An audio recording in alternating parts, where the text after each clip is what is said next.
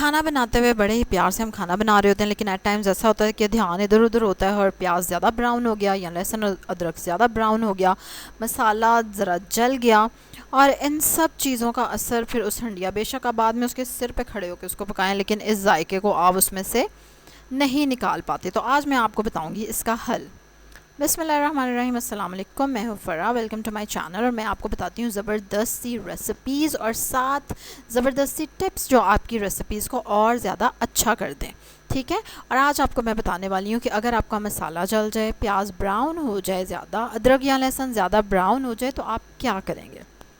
जब कभी ऐसा हो तो अगर उस मसाले में या उस सालन में आप दही डालने वाले थे तो अब थोड़ा सा ज़्यादा दही डाल लें। ठीक है।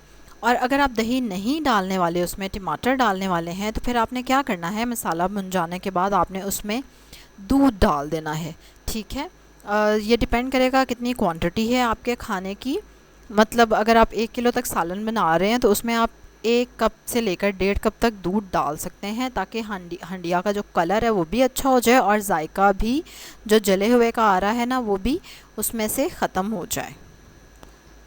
उम्मीद है ये चीज़ ज़रूर हेल्प करेगी आपकी हंडिया में। इसके अलावा मैंने एक और बड़ी ज़बरदस्त वीडियो बनाई हुई है जिसमें नमक मिर्चें ज़्यादा हो जाएं, कम हो जाएं, ठीक है, या खट्टा ज़्यादा हो जाए, तो आप उसके लिए क्या करें, उसका लिंक डिस्क्रिप्शन में है, आप बिल्कुल वहाँ क्लिक करके देख सकते हैं। कल एक और ज़बरदस्त वीडियो के साथ, रेसिपी के साथ या एक ज़बरदस्त हैक के साथ आपसे मुलाकात होगी। तब तक के लिए जो नए आए हैं ज़रूर सब्सक्राइब करें मेरे चैनल को, बेल आइकन पर क्लिक करें, लाइक करें इस वीडियो को और शेयर करें। अल्लाह हाफ़िज़।